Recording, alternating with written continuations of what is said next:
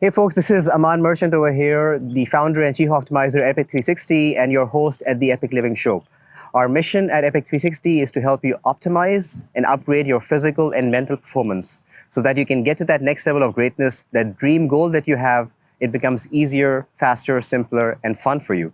And why is that important? Well, because it's not about being great, but getting to great. I feel that the majority of us, probably 99.9%, are born hopelessly average.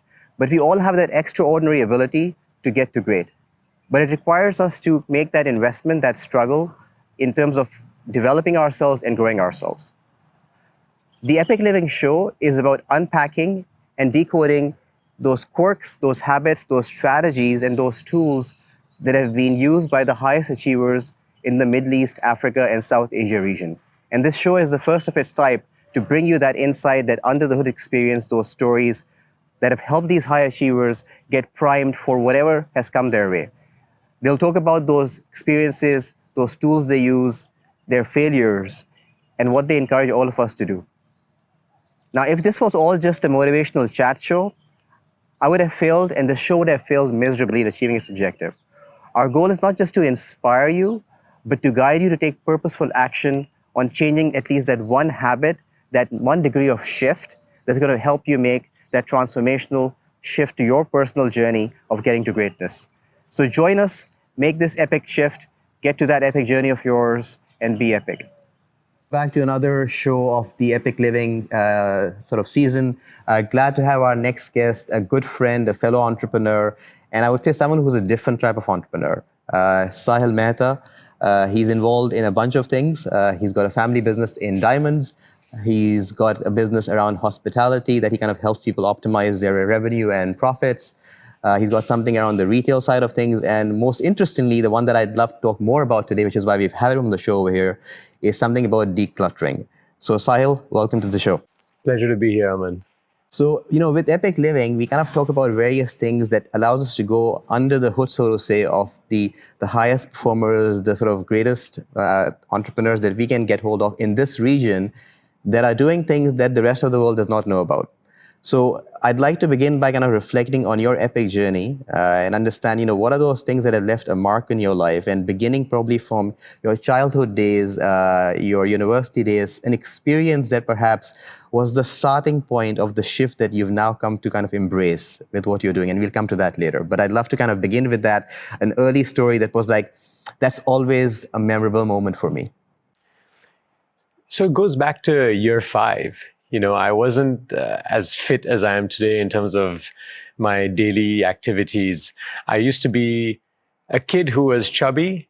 I wasn't fat, I wasn't thin. I was kind of in that gray zone, right? So nor here nor there. And I remember we had our sports day and we'd get graded. And there were 5 stars, which is the maximum if you were, outstanding athlete. And I ended up getting 2. And that was on the lower end of the class. I think I was the lowest along with 1 or 2 other members.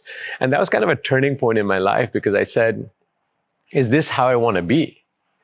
Am I happy? If I was happy with 2, that's okay. But was I happy at that stage? No. Yeah. And I said, I'm going to work towards getting to that 5-star. Now, towards the end of school, they didn't have the star rating anymore. It was more in the earlier years. But I did end up playing tennis for my school. I ended up winning one of the doubles tournament in our school. So athletic level went up a lot. So, that was one of the turning points, I would say, from the early years. And how old were you? Like 10 years old at that time? Year 5, whatever that is. What's year 5? That's 10, 11, give or take. Yeah, I think 10 or 11. That's right. So for you to have that perspective that, look, I need to improve and move to that next level, that kind of was very wise, I guess, or mature thinking from someone at that age, right? Was that like normal in your environment at that? Yeah, I don't know, but every now and again I get these clicks, where I look at myself and go, what's going on? And again, it happened during my GCSEs. So at the end of my first year, you had your examinations and your preliminary results. And I got, apart from math, which was always my strong subject where I never had to study, I got a D in French, I got a D in science. And I reflected on myself and going, what's going on here? Because that's not me. Right. I understood the subject. I just was being, maybe lazy is the right word. And again, I had that moment that, are you happy where you are? I was not, because I realized I could achieve more. And surely enough, by the end of the GCSEs, both those subjects, they were A's. So it wasn't that I didn't have the ability, I did. And that's why I used to question myself, are you happy where you are? And if you're not, then what are you going to do about it? So, was that, I guess, the genesis, if I can call it, of what you have kind of started moving in today? Because you have been part of a successful family business. You set up your own business back in 2009 to serve the hospitality industry. So, was this idea of not being happy with the level that you really have the potential for, or at least the desire to get to, the movement towards what you're doing right now, which is around the space of decluttering? So I kind of want to understand the psychology behind that move before we go into the sort of specifics of what that is all about. Sure. Absolutely, this played a role. From the outside, life looks good. The business is good, family life is good, good relationships with people, no real complaints. It's not like I've suffered per se, but I didn't feel content inside. I felt something was missing. I didn't quite know what it was. And I realized when I went on a trip with my forum, so this is a trip that we made to an international destination where I could be myself without being judged in a safe environment. I realized then the power of vulnerability. I was wearing so many masks, and usually the mask I was wearing was making the other person happy, whether it's my colleagues, my parents, my wife, my kids. It was always focused on making other people happy. But what about me? I didn't spend enough time on myself. So on this trip, when I was vulnerable, I was truly happy.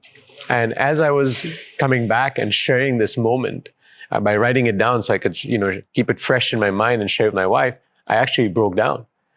And I didn't know what was going on, because normally I'm a very, people in poker, for example, call me, he's Iceman. You can't read his face. But here I broke down. And the more I became aware and thought about it, realized that by opening up, I let things flow. And I also focused on myself. And when I came back, I said, why can't I feel like that every day? What's holding me back? And that's where the concept of decluttering came. Everything that was holding me down, I referred to it as clutter. And then one thing at a time, I would attack it and say, let me start removing it so I can now spread my wings and fly. So I'm not there yet. It's a journey. It's not a destination. But the more I declutter, the more free I've become, and the greater life has become. So is there a mission you aspire for, both for yourself and for those who you now, I guess, are trying to impact through this kind of thinking and work? So during this whole process, I kept asking myself, what is my purpose in life? And if anything, that caused anxiety, because if you don't know what your purpose is, you may think to yourself, well, what is it? Why can't I figure it out? What am I here for? And then I realized, I just got to let this be. Because the more I thought about it, the more anxiety it was causing. So at some point, I just said, let it be. When the time comes, it'll come to me. And I had that aha moment one summer. I was reading a book, and it's like I had all the pieces of the puzzle, but one was missing. After finishing this book, the last piece, I put it in, the picture was clear. That was my aha moment where I figured out what my purpose in life was, which is nonviolence. So why decluttering? Decluttering has allowed me to become more compassionate and live a life of love. And by helping others to declutter, they can go back to their more pure, authentic self. Just like when we were young children, young children are just full of compassion and love. And if we can all be like that, we wouldn't be living under fear. We would not be having wars. We'd see each other as one, and life would be a lot more harmonious. So that is my ultimate goal in this mission that I'm on. So I guess going back to this now discovery of purpose and that being done, if you were to now talk to your younger self, the one that was still engaged and wanting to, improve your level of performance or how you show up in life, what would your self now, the person that you're now becoming, if I can call it that, say to that younger self? Spend more time with self. Spend more time thinking, not just being busy all the time. Most of the magic that has happened in my life has been because of self-reflection. It's time by myself, aloneness. Today we're so busy. You wake up, you're on the run, you're eating lunch on your desk, you get home late, the kids, the wife, socializing, sacrificing sleep, your health. I mean, all sorts of things are going on because you're just not able to fit all your requirements in the 24 hours that we have. But by spending more alone time, I now actually have more free time, more results, greater relationships, better health, more focus. I mean, the advantages are infinite. And that's what I would tell myself. Spend more time with self. But I guess as you're, propagating this message of nonviolence and compassion, there must have been pushback from people who are, I would call them the alpha performers, who are saying, no, we cannot slow down. That would be seen as a sign of weakness, that, we can't respond to messages very quickly, or that we are not focused at work, or whatever that sort of reason is. I mean, what's the kind of experience you've had there in sharing your message, and how have you usually responded to someone who is coming at you with that perspective? Which I'm sure is probably a lot, because as an entrepreneur, I'm sure you had that for yourself too. Yeah. I would have probably reacted the same way back in the day. That if someone told me you can achieve more in less time, I'd be, are you crazy? I'm barely able to make ends meet right now. But what happened is focus. My focus was so laser sharp. Every morning I wake up, I know what I need to accomplish for that day, which is in line with what I need to accomplish in the week, which is in line with what I need to accomplish in the month, which is in line in what I need to accomplish for the year. So I'm moving in a direction that's extremely clear. Yes, you will have emergencies every now and again. Something happens, you need to take care of it, but that's not every day. And let me connect this with, I guess, another experience that we spoke of before we went live about, your climbing mountains. Yeah. You've done that now over 3 years. Yeah. You started with Kilimanjaro and then you progressed. What were you learning through those journeys? I mean, did that also play a role in this decluttering work and mindset that you've kind of gone in? Absolutely. So what happens when you're climbing the mountain is you're spending a lot of time with yourself. You might be with a group of people, but there's a lot of conversations with self. In addition to that, you're spending a lot of time in nature in its purest form. There are no luxuries. You're sleeping in tents, you're making your own food, you're limited on the number of clothes you have. You're probably not having a shower for many days. So you're really living a simple life. And when you live a simple life without all the distractions and you're connecting with Mother Nature, which is also powerful, you start reflecting. And it's amazing the stuff that comes out every time you climb a mountain. It's not about just the physical self and about reaching the summit and going, yay, I did it. It's what did you discover about yourself and the world around you during that journey?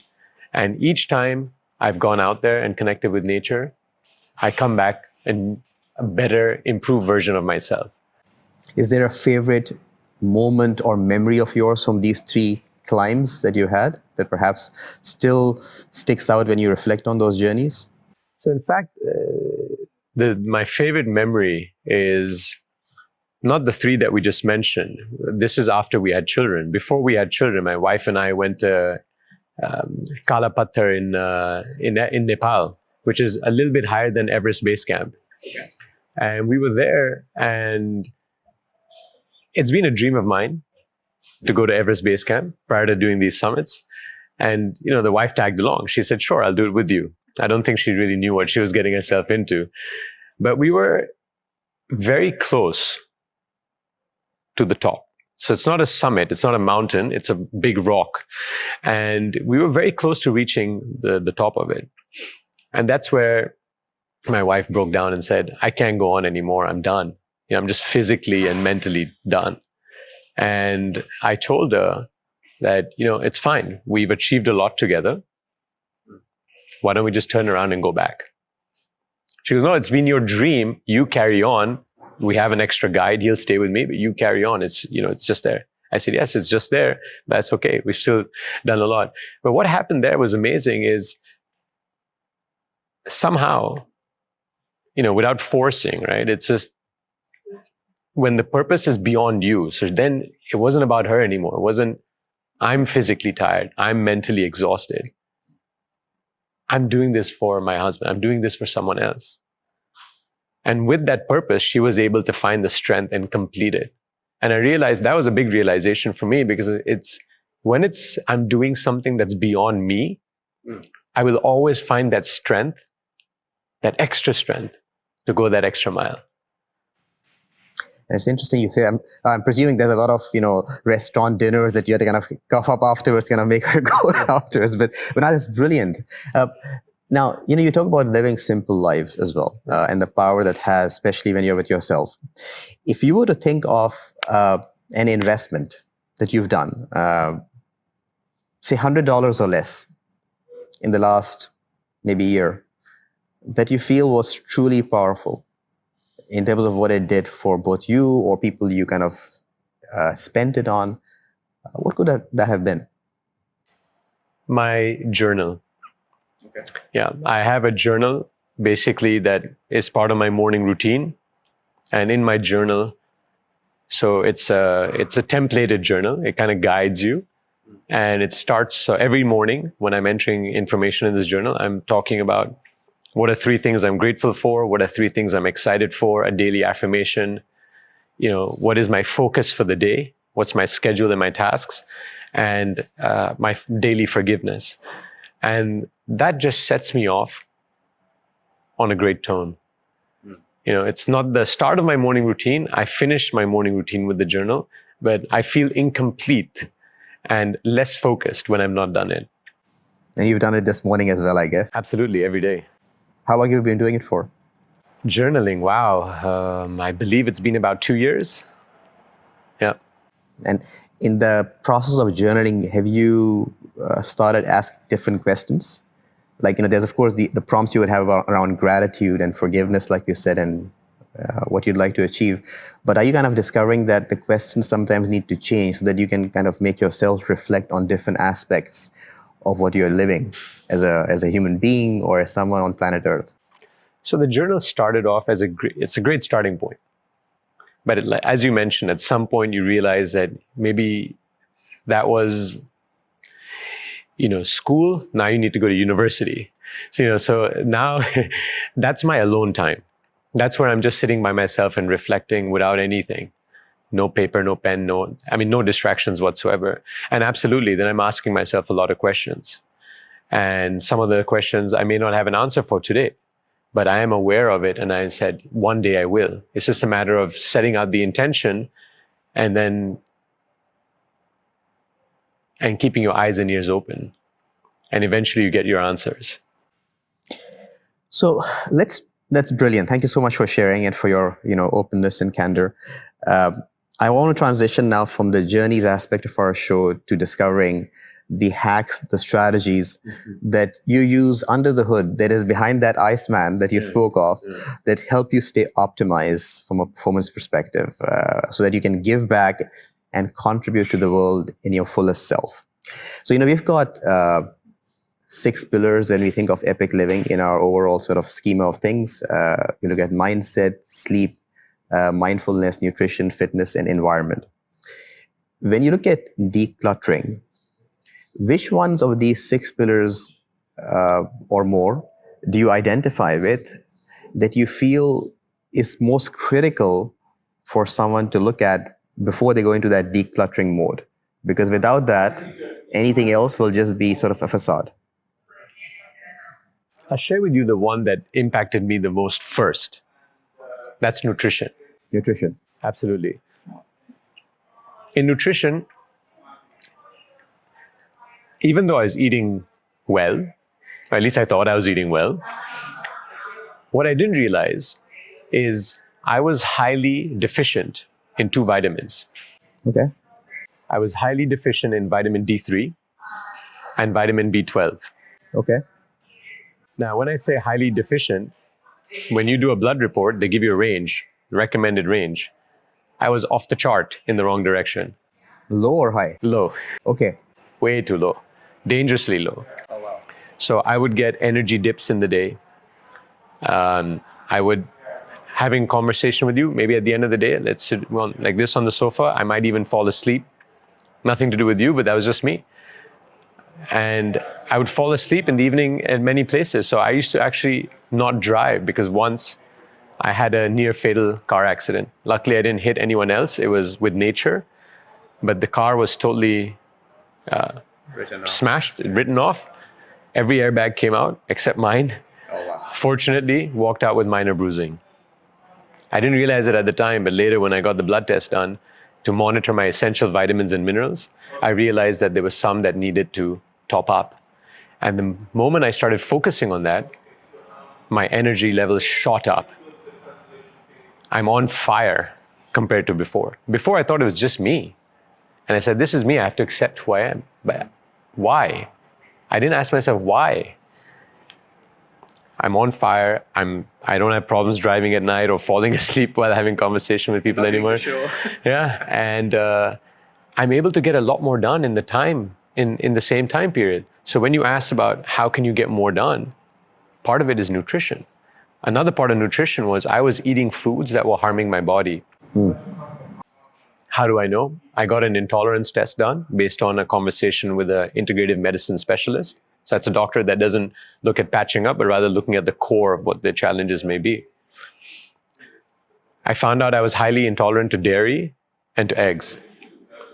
The moment I stopped the two of those, bloating stopped, and I lost 10% of my body weight, and it was all fat.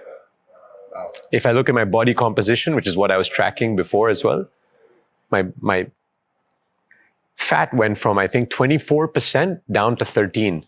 Oh, great. That's brilliant. Yeah. And that was just by leaving things that were harming me. And again, what happens when you're not harming your body's functioning better, because it's a machine, right? It's all our organs and the blood, everything's working in unison. And by removing what was harming it, it could function better. And all of a sudden, my body's functioning better. So again, I'm able to achieve more than I could before, whether it's in fitness, whether it's in the workplace, whether it's energy with my family and friends. Well, as you know, a large part of the gastrointestinal system, you've got like 100 trillion, the cells which are the microbiome linked, and that's where it connects with your immune system, your sense of performance, and everything else is. So if you are not able to deal with that as your essential self, then everything else gets impacted, whether it's focus or how you show up in the day, etc. So that's great to hear that. Now, you spoke earlier about you're writing the 3 things you're grateful for in the morning. Would you say that to be a very powerful strategy, tool, or tip that you utilize every day to ensure that you're in the right frame? Because obviously gratitude opens doors, right? Is the doorway, the pathway to abundance. So in that sense, would you say that to be a very critical piece of your armory in that sense? Absolutely. Sometimes we forget how fortunate we really are. I want to just take it back to a mountain story to give you an example. This was on Kilimanjaro. I was up there. It was myself and 5 women. We were on this climb. We're sitting in our dining tent. And I asked all of them, what do you miss the most? Except kids and family, right? Because otherwise that's the clear answer. Although it's funny because all of them mentioned kids and no one mentioned the husband. So yeah, the 3 common answers between the 6 of us was a warm room, a bed, running water. Such simple things that we take for granted because it's so normal in our lives. But when you don't have it, which is our situation on the mountain, we realize how amazing it is. So when we got back to a hotel at the end of the climb, that bed, I think it was the longest shower I've had in a long time, right? You just felt so grateful. And so by practicing the daily gratitude, it reminds me of all the things that we have in our daily life that have such a positive impact on us that we tend to forget. And I think that's really important for me and for everyone to take into account. I mean, it's interesting you talk about you're asking and then they're reflecting on this. And I'm just curious to understand the language that's used or that you use in particular, whether it's by way of affirmations or otherwise, that allow you to kind of get connected again. So you get distracted, and that happens, as you said. Sometimes someone throws a scud missile at you, perhaps, or something just happened, not provoked, but it came at you. What language do you find you need to shift into, or is your fallback language or words that allows you to get back on track or in flow? So rather than reacting, which is how I was before, I tend to go down the route of awareness. So rather than reacting, it's almost like you come out of your body, you're looking in and you go, what's really going on here? Maybe that scud missile, as you referred to, was just someone was having a bad day and they took it out on me. The intention wasn't there, but so rather than seeing what that individual said to me, I would, from the distance, say, maybe something's troubling this individual. Let me delve a little deeper. So it's going down the awareness route rather than the reactive route, which usually resulted in some sort of negative response, and then perhaps an argument, and then a not so pleasant experience, versus a more aware and compassion route, what's going on here? So that's the kind of practice that I have nowadays, is I just stop reacting. But do you find there's some, you said affirmations, for example, and to me, like, language is so important because it kind of dictates, it's the sort of window to our mind in a sense, right? Because no one else can open up our brains and see what's going on.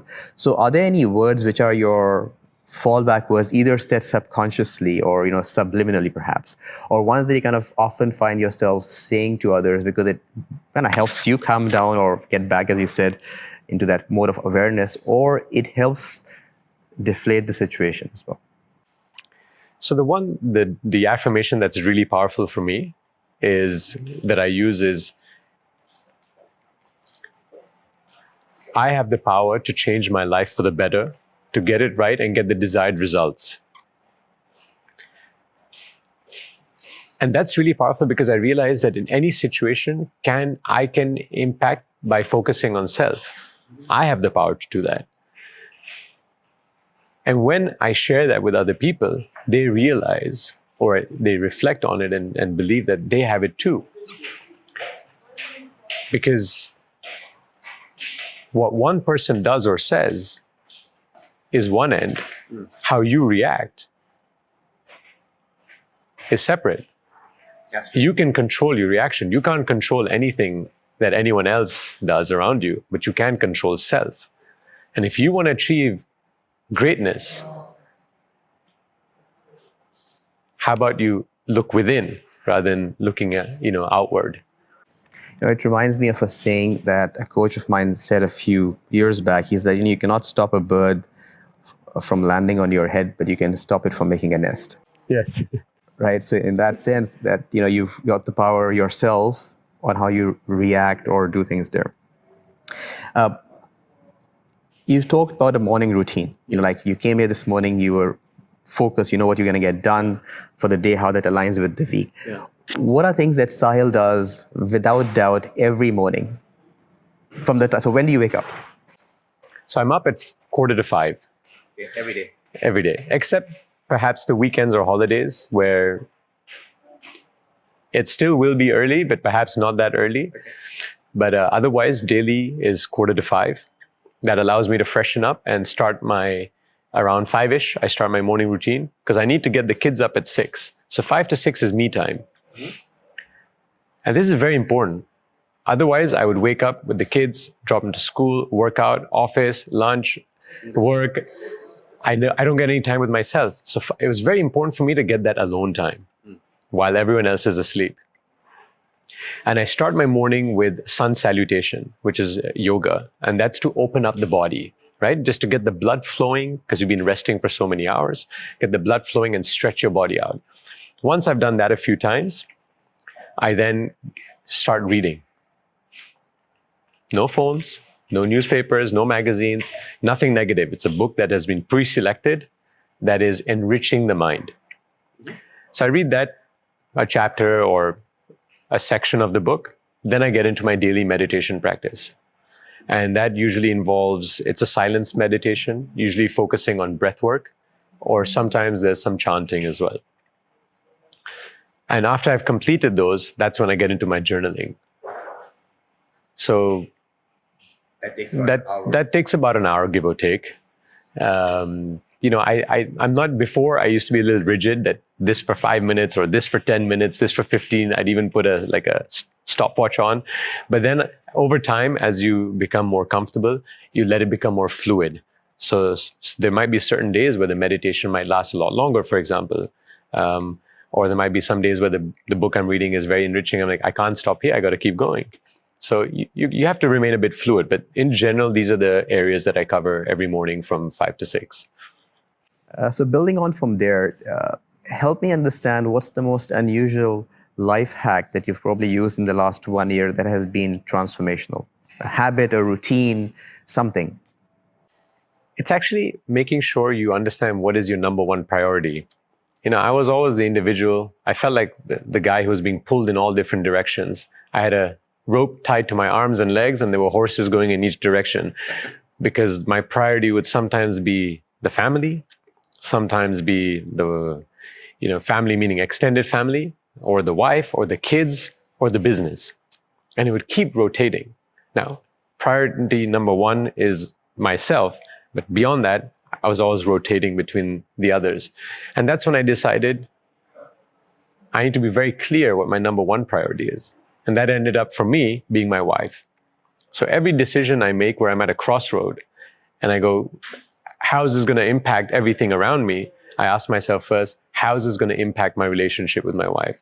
Beautiful. And if that works, I go ahead with the decision. And if, no matter how good the opportunity is, if that ruins that relationship, because at the end of the day, if life takes you on the path, the natural path, your parents will pass before you, your children will eventually go to university or some form of education or entrepreneurial journey, and they may or may not come back and live with you in the house.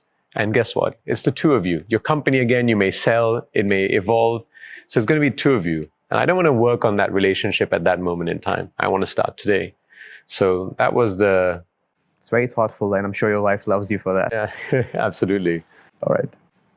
I'm curious, Saahil, if we give you a gigantic billboard in the middle of a highway. We are in Dubai now, so let's say on Sheikh Zayed Road, there's a big billboard that's out there.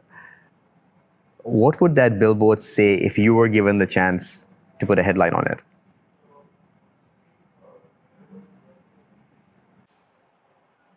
Non-violence. What would the statement say?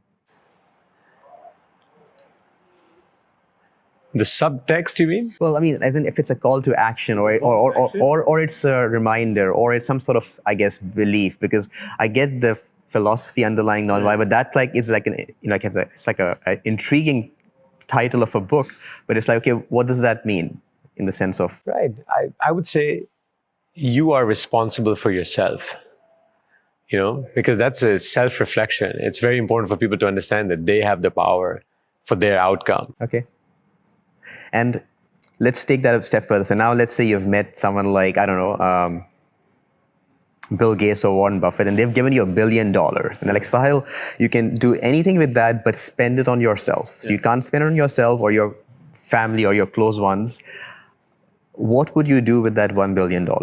Education.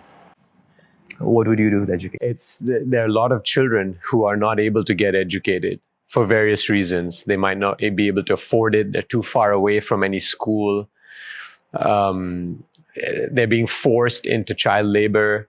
So it's to ensure that every single child has an education. And because a child without education is a bird without wings. Mm-hmm. Going back to this idea of habits again, what's a quirky habit that you have that is still very powerful?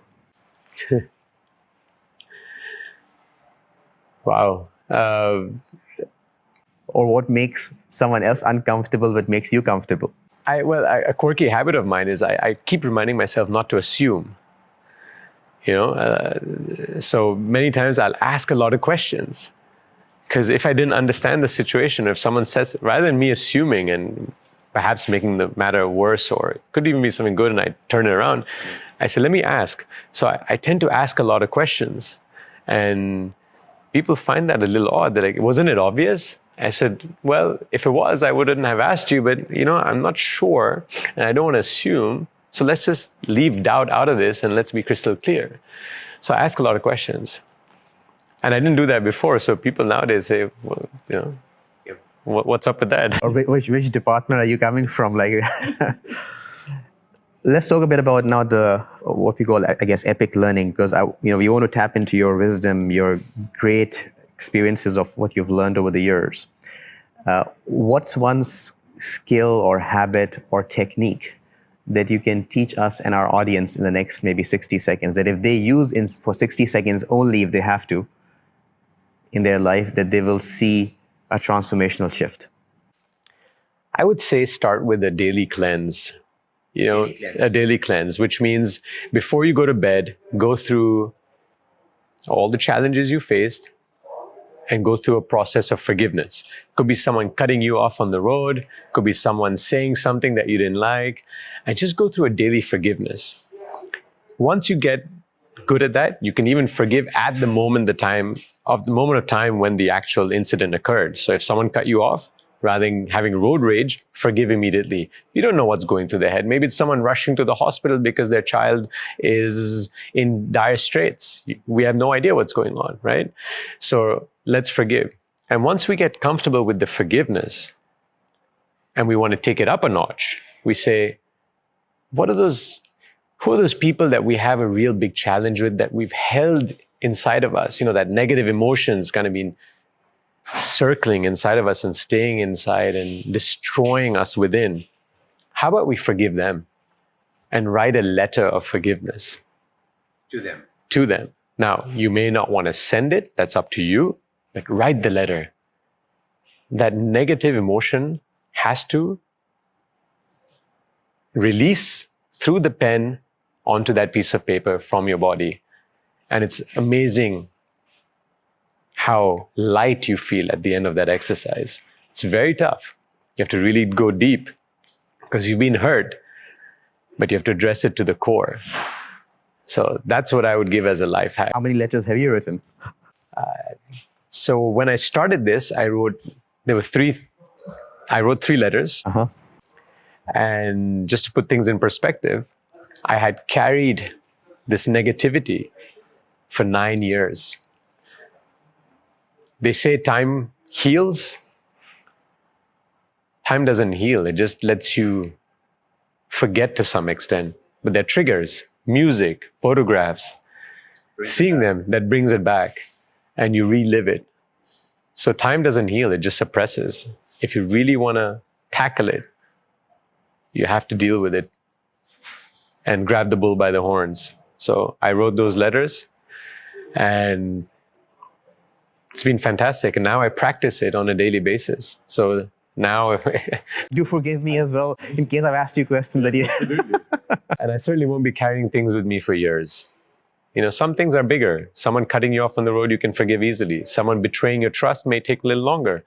But if I can resolve it within weeks or months, as opposed to years, I'm already in a much better state than I was before.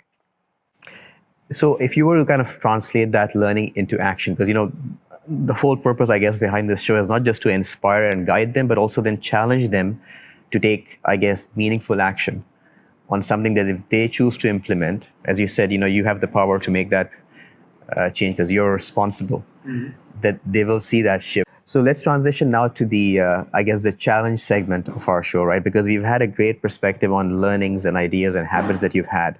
But if people don't take inspired action, they just get inspired and motivation, it becomes like a chat show. So what can you challenge our audience to? And so, look, if you do this for the next 7 days or 14 days or 21, whatever, I guess, the magic number is, do this, trust the process, trust what I'm saying, you'll thank me later for it, or you'll thank the process later for it. What would you kind of urge them to do? To begin with, I guess, on this journey of decluttering and, getting a better connection with their own selves. So I would tell the audience, Aman, that write your letters of forgiveness. Every day. Every day. There are a lot of people we need to forgive, some smaller, some larger, but write a letter every single day. And if you're really adventurous, I'm going to give one bonus one. We all have a I shouldn't say we all, several people in the world have an addiction to what we now call the smartphone. The first hour of the day and the last hour of the day, no touching. That's my bonus challenge, and see what magic happens there as well. And what's the impact you believe they will see immediately in their life? What's the promise we are selling them of the promised land, if I can call it that? So let's break it up. The morning, how many times have you picked up a phone and you've read an email or a message that you didn't like? And then you're off. And you start here and then you're underground. How about starting your day, doing things that you enjoy, building yourself up so that you're in a much better state of mind? Now, when you pick up your phone an hour or more later and there's something there you don't like, you might sink a little bit, but you're not going underground as you were before. Because I don't know about other people, but if I read something really bad first thing in the morning, the chances were that entire day would be written off. Well, yeah, absolutely. I mean, there's research that shows that, you may get distracted by that 1 second of a message, but it takes you off for at least 21 minutes minimum. And depending on the sort of significance of what that message was all about, it could be much longer. So you're absolutely right. It's critical. So the same would apply in the evening as well. As you prepare for sleep, you want to be calm, you want to be rested. And it's not just the mobile, it's any sort of screen time as well. When you're in front of a screen, your brain, again, scientifically proven, your brain thinks it's still daylight and you're not producing enough melatonin, so that affects your sleep. You're not going to sleep as well. You wake up grumpy. It's a cycle. So by removing screen time in the evening and avoiding anything negative that you might read, you're going to be much better prepared for sleep. You'll sleep better. You start your day better.